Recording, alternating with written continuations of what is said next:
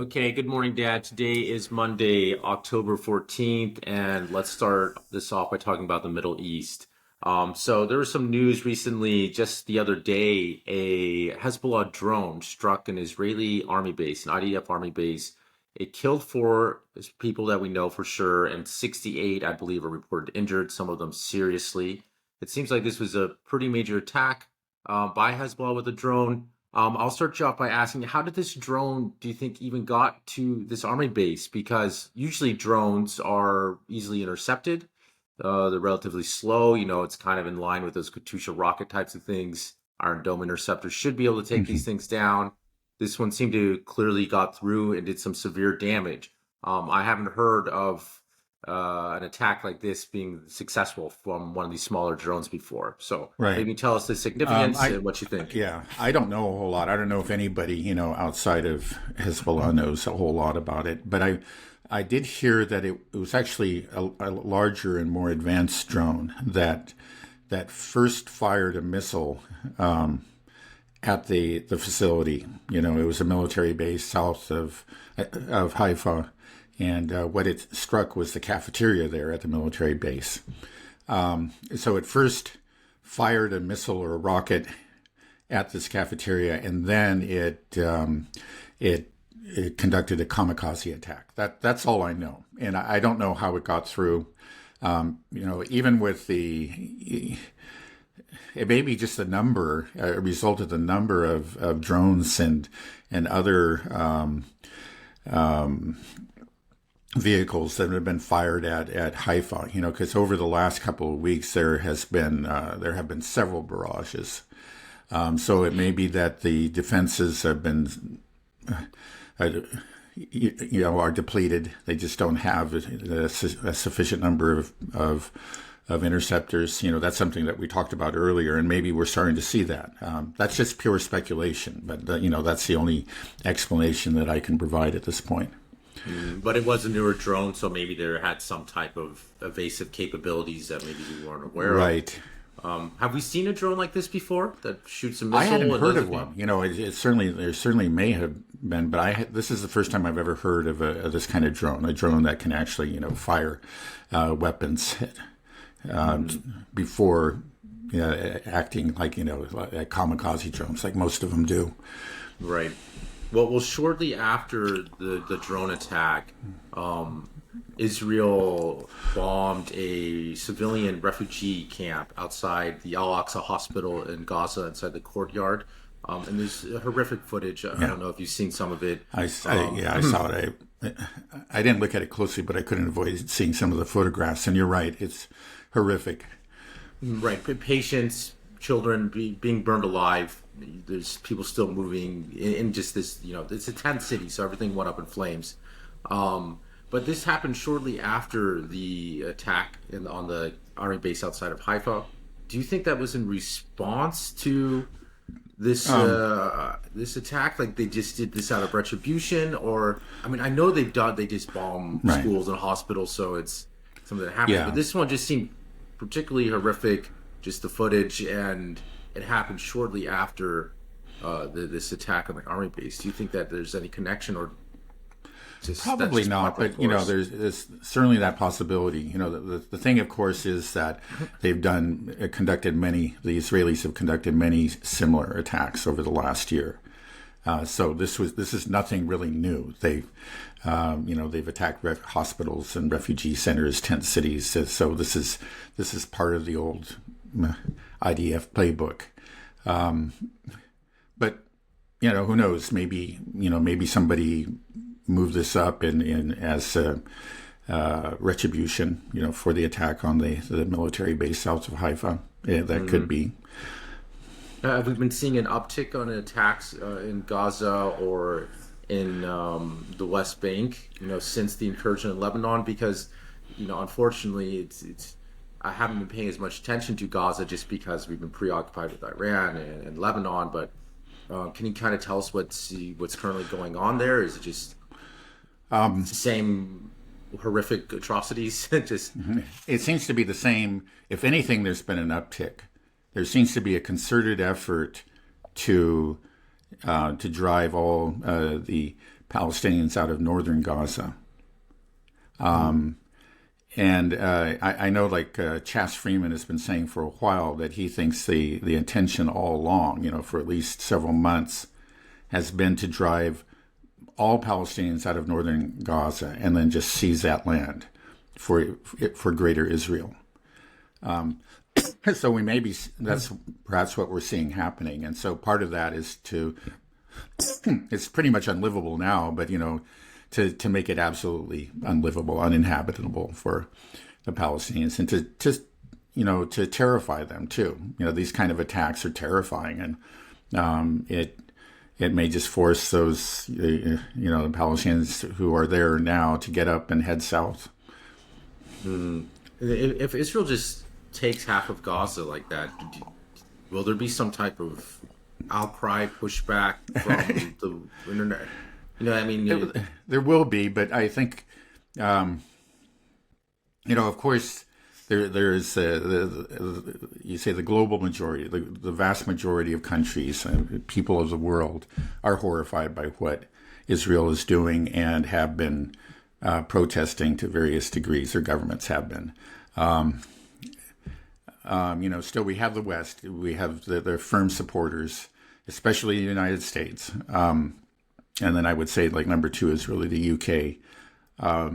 And it'll cause them to wring their hands. It's the same old thing. It's just like they'll find the whole thing very kind of embarrassing, but they won't do anything about it. They'll just say they're deeply concerned. That's what they always say. Yeah, something like that. Concerned. Yeah, they might even go a little farther than that. There might be some, somewhat tough language, but there won't be any consequences. I really don't think so. One thing, it is a horrible thing, and it would be, they would be crossing another red line if they do that, but they've crossed so many red lines and they've done so many horrible things that, it's just, look, the U.S. has been silent in the face of a genocide, with the exception of the occasional verbal wringing of the hands, but they've continued to supply them. Israel knows it, and I think they know that they can take as much Palestinian land as they want. And yeah, there will be condemnations from other countries, but they're used to that. They don't seem to care. And the U.S. may, like you say, express its concern, but the U.S. will continue to supply the weapons and the support for Israel to continue with its campaign of ethnic cleansing. But now the thing that's different is that we have forces that are striking back at Israel. Iran has struck Israel hard. Hezbollah is pounding and beginning to exact some damage. Things aren't going that well from what I gather in southern Lebanon. And now with these this new drone that struck, this is just another thing for the Israelis to worry about. They know that they're not invincible anymore. And so, are they going to just continue these provocations? And if they take half of Gaza, don't you think that would elicit a large response from Hezbollah, the Houthis, potentially Iran itself? Is that maybe what they're trying to do? They want to elicit. Well, yeah. Well, I think that is. It's just to Netanyahu and his government are, like we've said, and others have said many times, they're trying to start a larger war, a regional war. This is the course that he's going on. He's doubling down. This is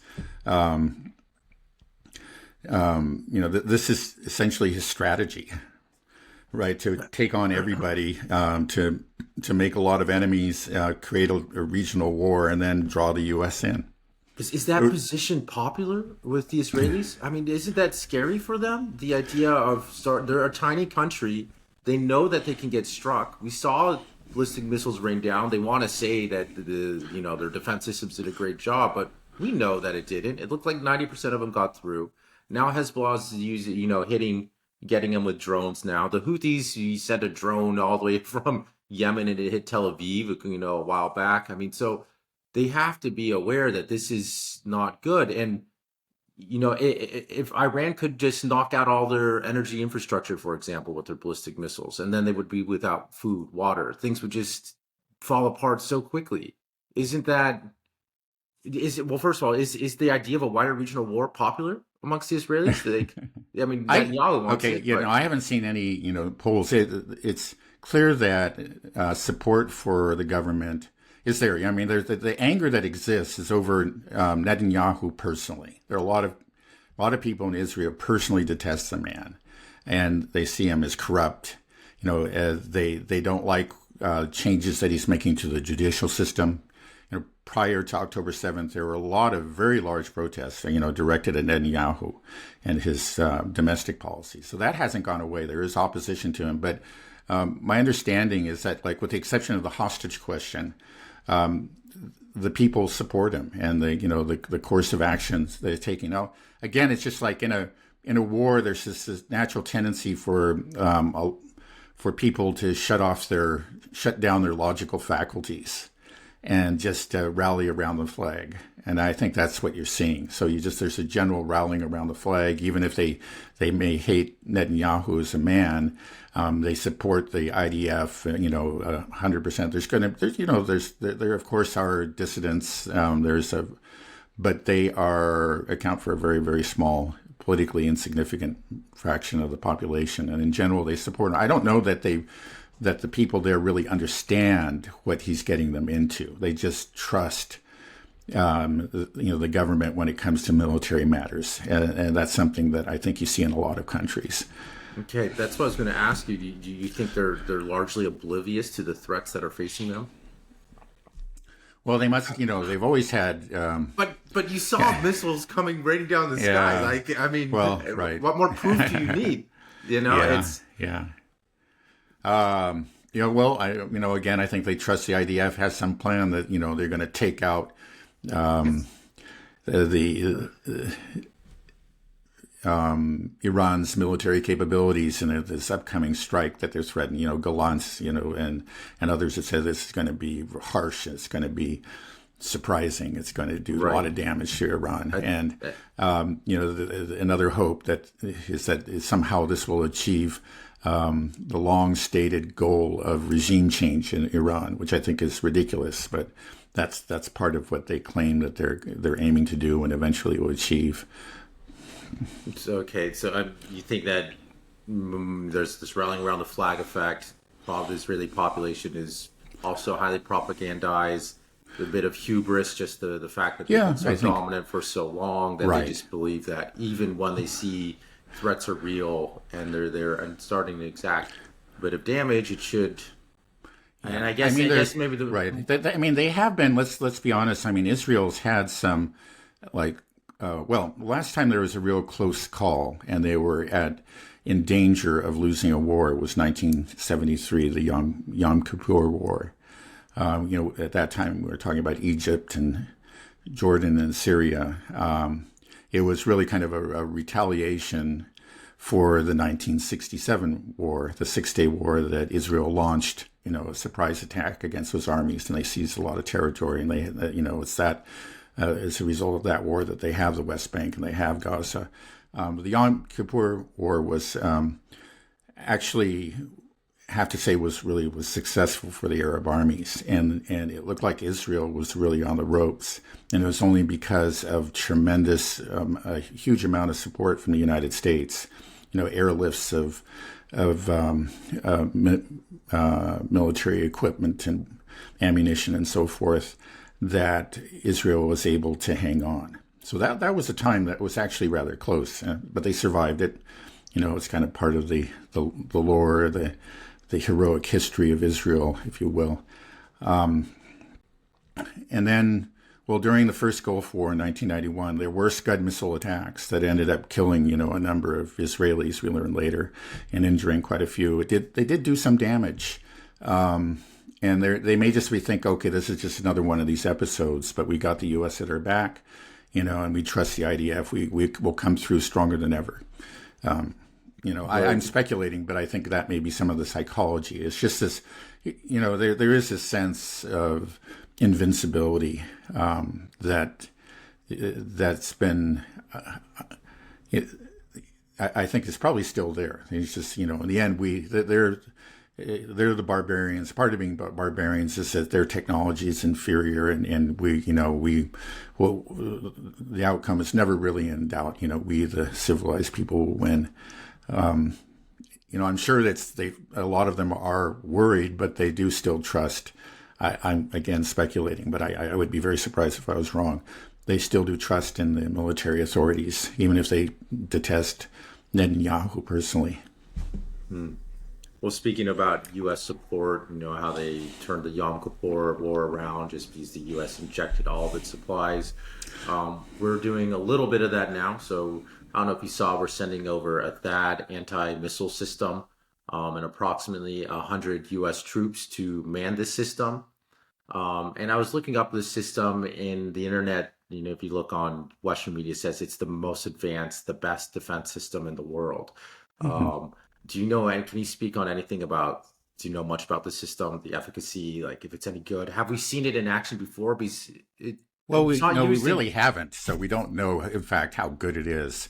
I mean, you can say how good the Russian systems are because they've been tested and they've proved their worth, especially after, the Russians have given some time to kind of figure out the missiles that are directed against them, and shown that they, with well over 50%, approaching like 90% or better for some Western systems, they're able to knock these missiles out of the sky. But we don't know. I mean, that's all theoretical. Well, I'm sure that's what the weapons manufacturers claim it, but we'll find out. Maybe it's really quite good, but I'm sure it's very expensive. If everything we know about the American MIC is that their weapon systems, they're sometimes quite good, but they're always very expensive, and the production capacity for them is going to be very limited. So, how many interceptors can they actually supply? I doubt very many. Well, why haven't we seen this system in use before? Why wasn't it ever sent to Ukraine if it's supposed to be such a good air defense system? Well, I'm guessing they just don't have very many of them. That's my guess. But Israel is a top Israel priority. Gets the best. Yeah, and if Israel starts making a fuss, they know, okay, we better do it, or else there's going to be hell to pay back in the U.S. Israel has its lobby back there, and they can make things happen. So they got the system. The Ukrainians didn't. That's not a surprise to me. But yeah, the fact that they didn't give any to the Ukrainians just tells me they probably don't have very many.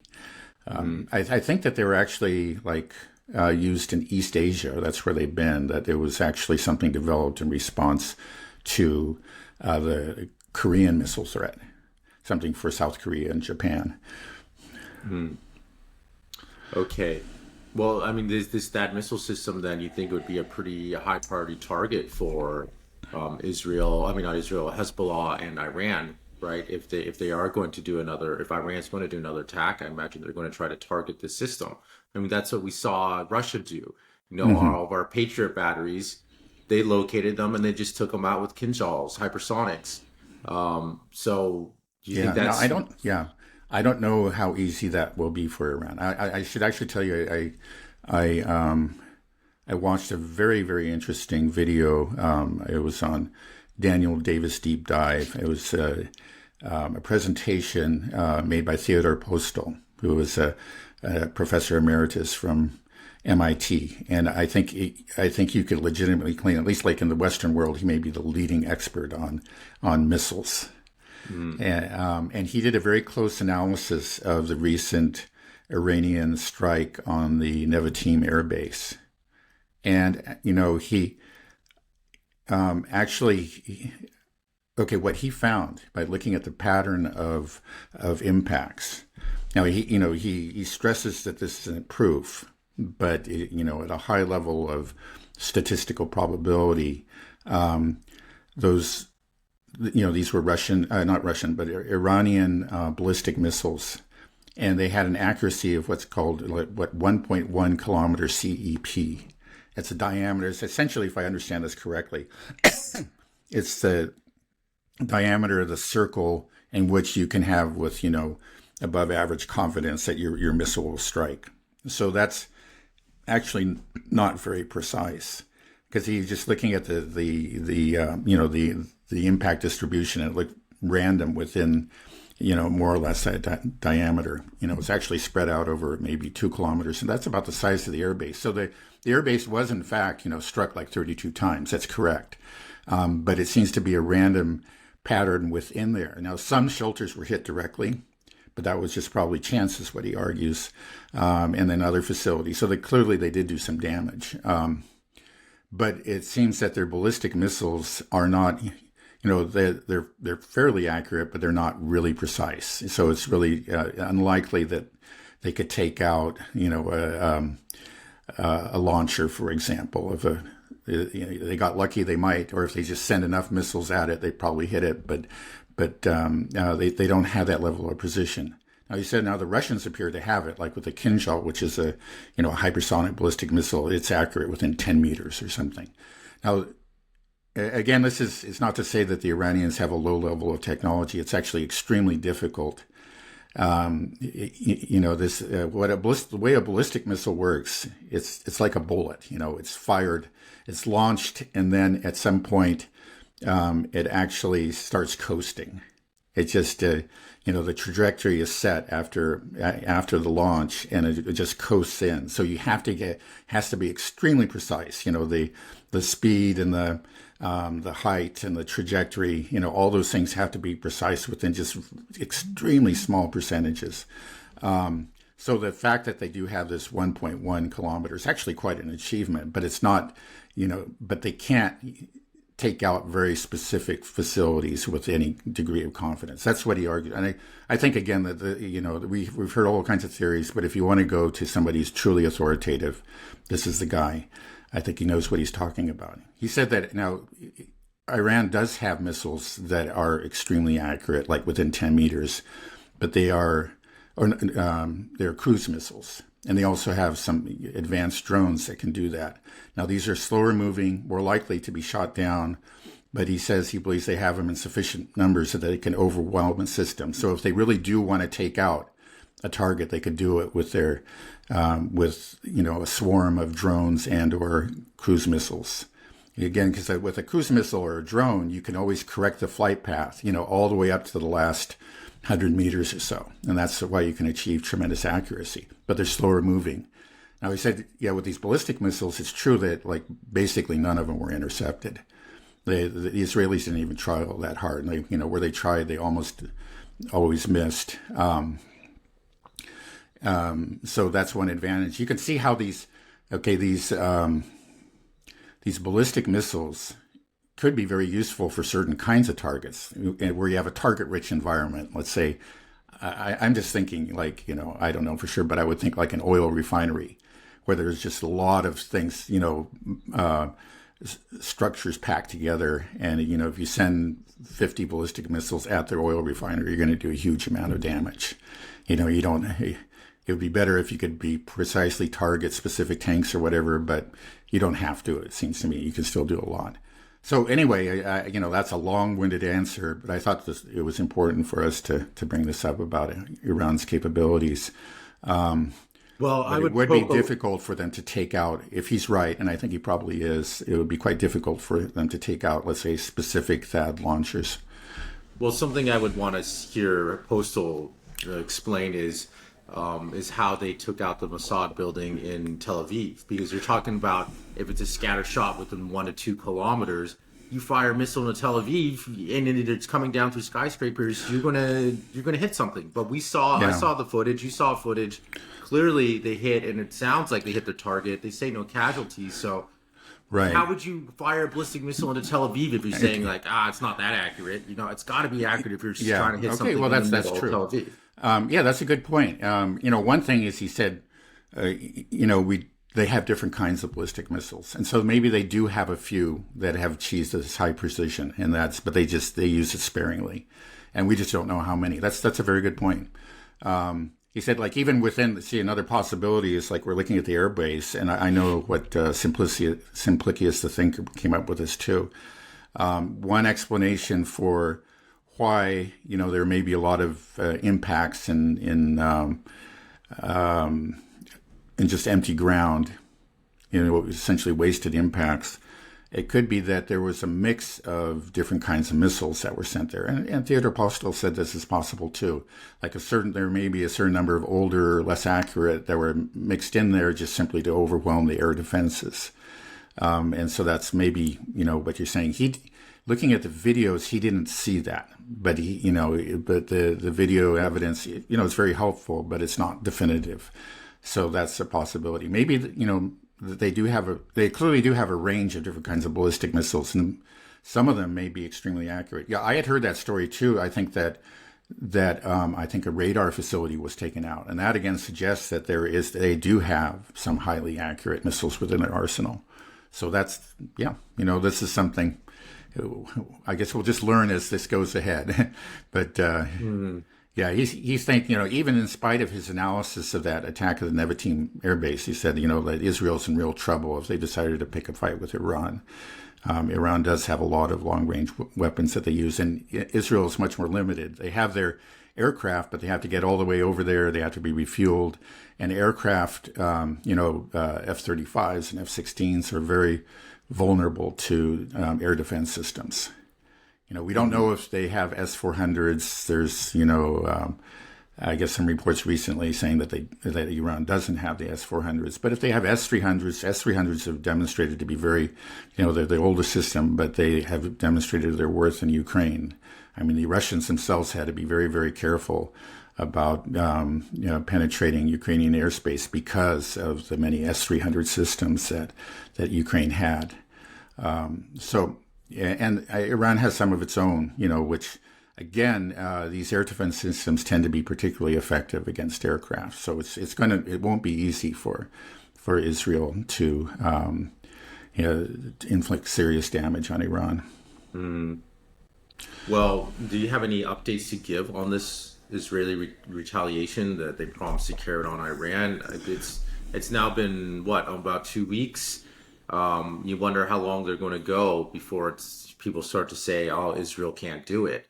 What do you think is going on there? Anything? Yeah, update? I don't really have any updates. I don't. I think it's just what we said earlier.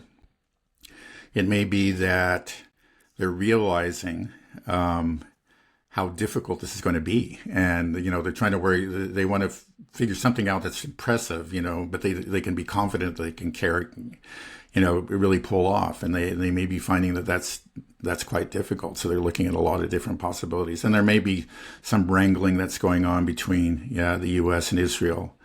Clearly the U.S. doesn't want. They've made it clear that they don't want a major strike, something, especially they pointed out, we don't want, Israel to attack oil facilities. I think there's an obvious fear that would lead to retaliation by Iran against oil facilities, maybe throughout the Middle East, which would have huge economic consequences in the U.S., just prior to the election. I don't think they want that to happen. So anyway, in the end, Israel always seems to get its way. They may be getting a little something out of the U.S. in the course of this, this wrangling. Remember, I think there's some point that the U.S. had promised to give them the moon if they didn't do it. They'll probably take the moon and conduct the attack anyway. Right. So you said Iran might attack energy or oil bases or oil fields throughout the Middle East. I mean that. Well, there are people, right? If I think this is what people have speculated. If the Gulf states, for example, aid Israel in the attack. Now, the Gulf states apparently have said, "Oh no, we're staying out of this. We're neutral." Okay, and they even heard reports that they're not going to allow Israeli or U.S. aircraft to use their airspace. But if they don't, then I guess anything, it's all up for grabs. I don't think, I've heard people say that, well, they could, they could attack these other oil facilities. I think that's highly unlikely. It seems to me that they want to maintain as much as possible these good relations with the Sunni states. This is something that it was a great diplomatic achievement that they have ended hostilities with them. Right, exactly. And I don't think they want to start them up again. I really don't think so. So that doesn't make sense to me either. I mean, I just imagine that they would go after Israel's energy systems and maybe water treatment facilities or whatever it is. But and then all of a sudden, Israel's without power. I guarantee you at that point, surely then the mood should change in Israel. And then we might be able to get some type of diplomacy going. And maybe Israel can finally be, I mean, all this, we just need a ceasefire in Gaza. This genocide has been going on for so long. That's what we can end all this. We just need to stop the killing, the bloodshed. It's just Right, crazy that right, it's gone to this point. right. That it just it all boils down to that. You know, we talk Yeah, about the and Houthis, Hezbollah, just stop carpet bombing Gaza and right. let's Yeah, yeah. End the operation. Declare victory if you want to. We don't care. Just stop it, okay? And let's start rebuilding Gaza. right. Yeah, and it would all be over. That's right. Well, it'll be, of course, American taxpayer dollars probably as well for the rebuilding. We destroy it and then we pay to rebuild. Well, another thing that worries me a little bit is, okay, we're sending these 100 American troops to, now we're actually sending U.S. troops are now on the ground or going to be on the ground in Israel. When they're operating the system, I'm worried that this system could get targeted and then American troops can get killed. Do you think this is a potential tripwire for Sure. America? And I wouldn't be surprised at all if that's what the Israelis are hoping for. It's crazy. Yeah. I mean, and I'm always worried about a potential false flag. Even, I mean, Yeah. I don't know, but maybe they don't give the heads up so much on some type of, Oh potential yeah. attack. No, I think that's certainly possible. Right. Who knows? Maybe you just say, well, we'll just kind of. Well, I imagine the THAAD system can defend itself up to a point, but but it's like any system is limited, and I'm sure it relies on to a great extent on the Israeli systems. They're supposed to be interlocking. And if for some reason there's a malfunction, right, in the David sling or the arrow system, just as Iranian missiles are coming in towards the THAAD, well, accidents do happen, right? Well, another thing that makes me wonder is like, we gave Israel, all these military aid packages 2 weeks ago. We gave them 8.7 billion, and then we send a THAAD system. This isn't part of that package, right? So we just gave them 1.7 billion, but now we're just going over with our super state-of-the-art expensive equipment that we didn't even send to Ukraine because I don't know how much this thing costs, but if a Patriot battery costs over $1 billion, I mean, that's the THAAD is upward of that.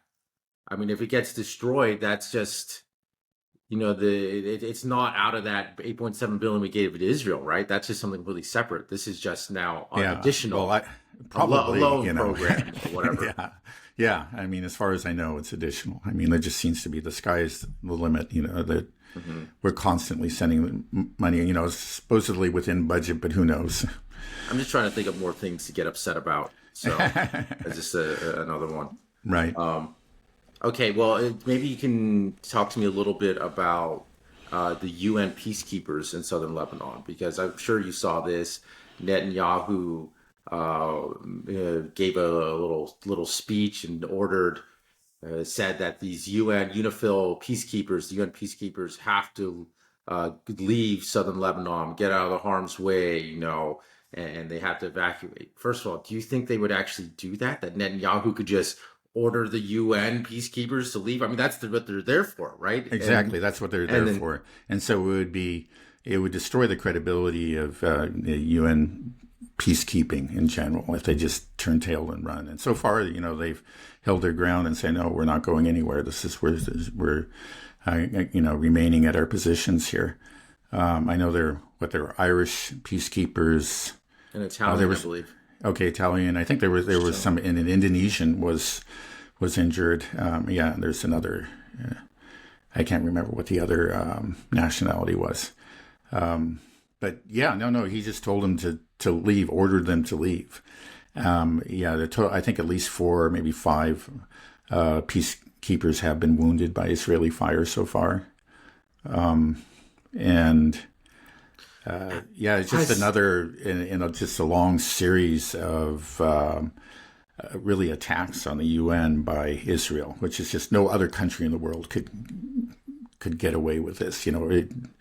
Attacking the UN, that's like you're playing football and you decide to tackle the ref. It's unheard of. Have we had situations like this before, where UN peacekeepers were attacked or killed? I mean, Yeah, I'm well, surely there's been oh, sure. incidents I know that it's happened in in like places like Rwanda or Africa, some. but Yeah, but we're not there. We weren't talking about a state, but right, rather by guerrilla groups right, that, right. It's yeah, basically bandits almost. yeah. So, but yeah, so you could say the Israelis are just behaving like bandits. They certainly are, and they just don't care.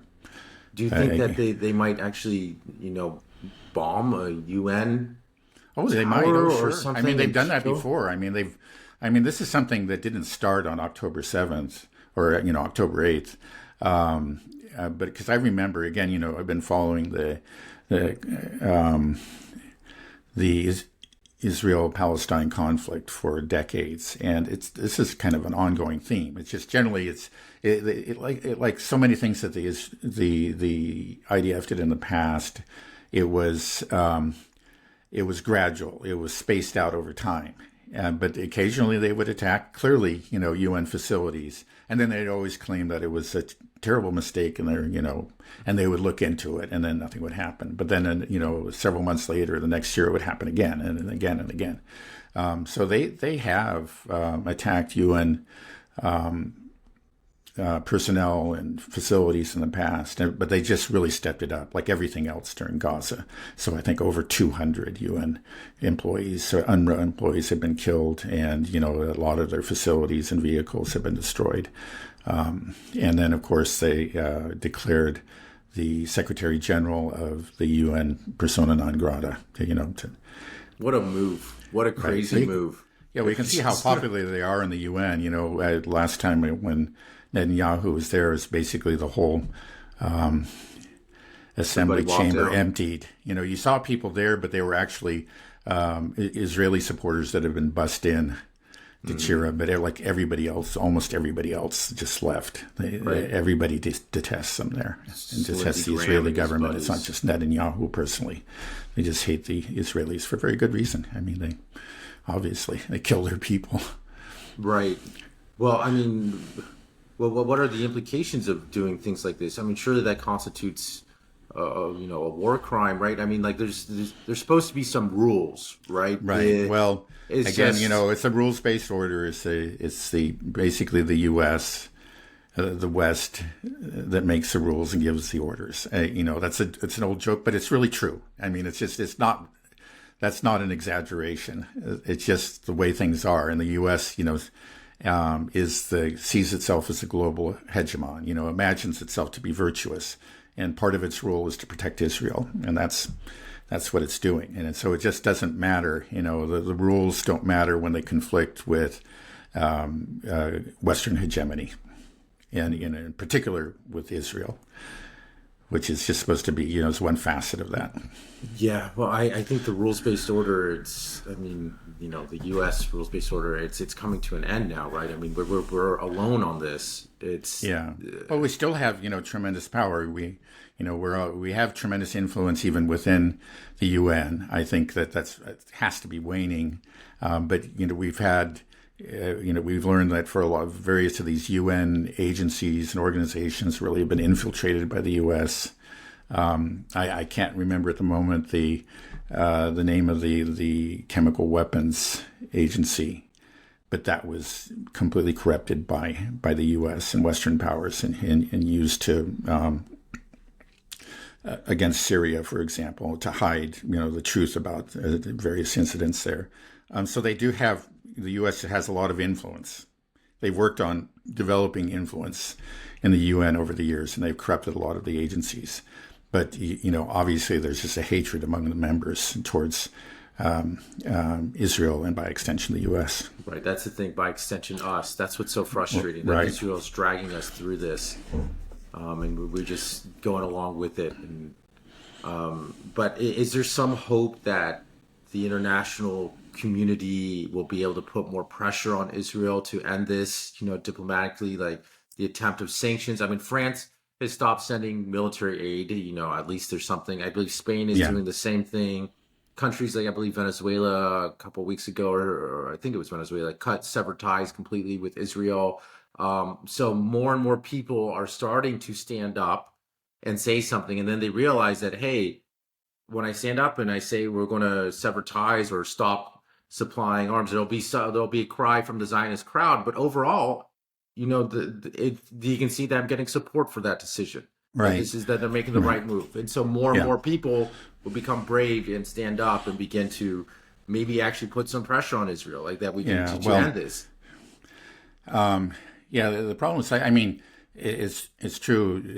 I know I made fun of Macron earlier, and I still do. The guy's a real flake, but he has repeated, the statements against Israel, and has, again restated that there will be no more arms shipments from France. The thing is that, like, there have been arms shipments from France to Israel, and following October 7th, but they're just a drop in the bucket. So it really doesn't make a difference. Now, it does just add to Israel's diplomatic isolation, but Israel seems not to be concerned with that. I mean, if you are concerned about diplomatic isolation, you don't, ban the Secretary General from your country. You don't attack UN peacekeepers. They just don't give a damn, right? And again, it's just this. The sense is that, well, we have the U.S. at our back, and that's ironclad. And at least in the short term, and I think the medium term, they're right. The U.S. will stand by them no matter what. They've already demonstrated they can commit a genocide, and the U.S. is still standing by them, and will continue to. There may be one day, again, because we could see that the support is falling. Support for Israel's in the U.S. is falling within the younger generation, but it takes a while for a generation to replace a generation. We were talking about decades. Again, the whole process may accelerate. They may have miscalculated, but they just feel confident. It just doesn't matter. All these, if they just have the U.S., they think they can, they figure that they're invincible. Again, they may have miscalculated, but I think that's the calculation that the Israeli government has made. Yeah, it's such a shame. It's so depressing to think that we just allow a genocide to happen. Not only allow it, we are complicit in it. Our country, like, how we're going to live this down once the truth finally comes out. I mean, at some point, people have to admit what happened. I mean, the Germans did figure, were able did it. They had to live with that guilt. I wonder what it's going to be like in the future when we have to, live with this guilt that not only that, we denied that it was happening, but that we made it happen. Yeah, It's just no, it's going to be a something you permanent have to, stain right? on the reputation, of the U.S. And we can't escape that, and everybody who's associated with it. It's I think we will right now admit we are at within this bubble, and it's just like within the U.S. you don't hear about genocide, and it's just all just some sort of crazy students who think this. But you leave the bubble, and it's the whole world is seeing it. It's just it's right. It's leaking in, especially younger people that have access to social media to understand what's going on. But there are a lot of people in this country that just have no idea. But at some point, I don't think that you can escape it. I mean, the truth will seep through, and it's going to be, again, a permanent stain. How do you think we'll take It's going to have to be some sort of reckoning within the U.S. I don't know how it's going to play out. Okay, yeah, I was just thinking it's going to. We think about how it's going to play out for us, just because, we're Americans and we are part of this machine that is allowing this to happen. But what do you think would happen to just Jewish people in general? Because this is like Judaism, and Zionism have become, Zionism has really tainted Judaism. We have that Yeah, association, and it's just like after this happens, and you say like, what happened here, people will associate the two unfairly because we know a lot of Jewish people are one of the most staunch um, people against the genocide that are really speaking out against it. Of course, Norman Finkelstein and Aaron Mate, Max Munz. There's a lot, and we see a big growing population, but I almost wonder if Judaism and Zionism, in many ways, have just kind of been inextricably intertwined. And yeah. after Well, this certainly. ends, like, what's going to Right. happen to Judaism? Like, hopefully, they Right. can, Well, yeah. There's no question. I mean, Yeah, there are those brave individuals, and they're more than individuals. Again, in the younger There's, generation, yeah. there's a pretty large percentage of young Jews that are now opposed to Zionism and truly opposed. You had people that I know in past decades, there are Jewish groups that claim to be critical, but like push came to shove, they were always on the side of the Zionists. But I think now you have people like, Max Blumenthal goes out and says things against that. I think very few of us would actually dare to say. He's just been very frank about what's going on in Israel, and and he's made it clear that there's this effort I know on a part of like a lot of Jewish Zionists to blame it all on Netanyahu or just on the extremists, the Smotriches and the Ben Gavirs and so on. He says no, it's basically all of Jewish Israeli society. So yeah, it would be unfair to say that all Jews support Zionists and support this genocide. That's clearly not true. Outside of Israel, within Israel, it's pretty much an accurate statement. It really is. There are individuals that oppose it, but it's just by and large, all Jewish Israelis are supporting it. And that's something that Max Blumenthal brings up again and again. And I think we just have to be honest about that. Sometimes there's people that try to pretend that, actually it's a vibrant, diverse society. In some ways it is, but not on these questions, not on, the genocide, not on the Palestinians. It really, they're unfortunately, they all have blood on their hands. They're all complicit. They all support it. But so, and there's been so much of an effort over the decades to tie Israel to Judaism. That's what Israel is all about. It's a homeland for the Jews. And that has convinced a lot of people. That's the work that the Jewish Zionists have done over the decades, and they've been largely successful. So in the minds of most people, they're equated. And right. You can't say, oh, this is just, irrational anti-Semitism. No, you worked hard to create this association, right? It's not the anti-Semites that did this. It was the Jewish Zionists themselves that did this. And so now, it's going to be hard for people to disassociate and say,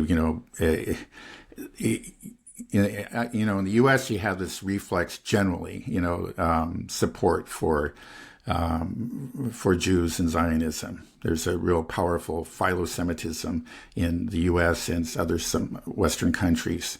But at some point, you may get the opposite, as the truth seeps through. And then as it becomes clear, too, that if, we suffer the consequences, we're drawn into this fight, with disastrous consequences for our own country.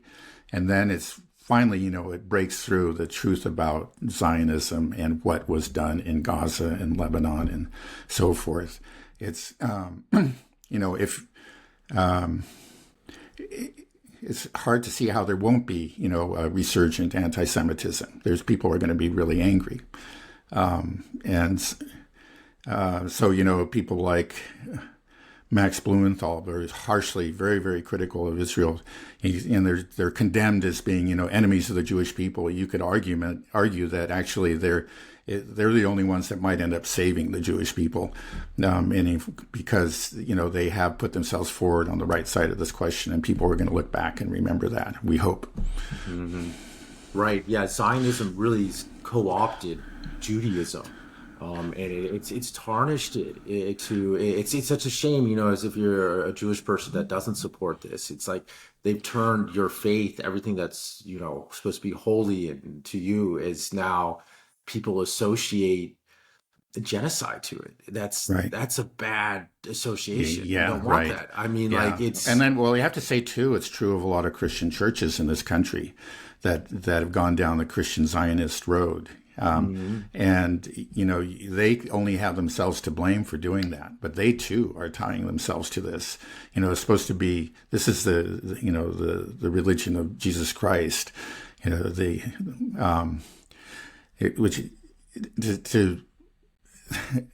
just such an extraordinary distortion on every level of what Christianity is. But they've allowed their churches to, these churches have imported these very, very serious errors and put themselves on the side of genocide, and on the side of this ethno-supremacist ideology. It's you look at it, and I think centuries later you're going to look back and say, what happened? These people just went insane. But they're going to pay the price too. I mean, it's just these Christian churches. I certainly hope so. At some point, there needs to be a reckoning. What have you done? Mm. Yeah, it's a real shame, that when people see the Star of David, it's going to evoke bad thoughts for people. And it already I is. remember that actually. I remember is. having that experience. When I was actually in East Jerusalem in 2011. And I remember, we observed all these, really this horrible, so many horrible manifestations of Zionism. The settlers had gone and seized different buildings, and then they were beginning to, just harass and attack their neighbors with impunity because they had the army against them. And it just, they're just creating misery all around, and houses were getting bulldozed, and, you have weeping families watching their the house that they and their ancestors lived in being reduced to rubble. And jeering settlers nearby. This is just horrible, horrible stuff. And I was, learning about this and observing it. And then I remember looking up and seeing, a Israeli flag, the Star of David, and it just a chill ran through, down through me, just this sense of fear and horror. And that flag never evoked that kind of emotional reaction in me before, but it did after learning, what had happened. And that's the future we're looking at. More and more people are going to understand. There's not going to, now you have, these idiotic American politicians always have Israeli flags on their in their social media accounts, and they show themselves a picture standing by the Israeli flag. And but there's someday, I certainly hope that someday there's going to be an awakening, and people are going to look at those pictures and say, my God, what is this man doing? Why is he associating himself with this? Right. Yeah, no, it's crazy. I mean, just to think that, your religion might be forever tarnished because of this, your faith. Can you get that back? Can you get back to what you were supposed to be in the pre-Zionism days where, there wasn't this supremacist, ethno-supremacist ideology that really just took over. Well, some people would say that it's always been there. It's always been a part of Judaism, but that's beyond, I think, the bounds of this podcast. We're not a history podcast. I think there's always been that strain there. So it's not like this just came out of nowhere. There always has been an ethno-supremacist strain, but it's manifested itself and become absolutely dominant. There are obviously other strains. So, I'm not going to say that's all that Judaism was about. I think that would be unfair. But that has always been there. I think that's fair to say. And now it's kind of metastasized and just, pushed everything out, at least, within Israel. And now that's all it's about. It's about ethno-supremacism. Oof. Okay, heavy stuff, Dad. Is there anything else you want to talk about with the Middle East, or? No, I think that's probably it. Okay, then I think we can wrap it up here. I think I had some questions about BRICS, but I think we can save that for Wednesday. Sure. Okay, all right then. We'll end it there. Have a good day. Okay.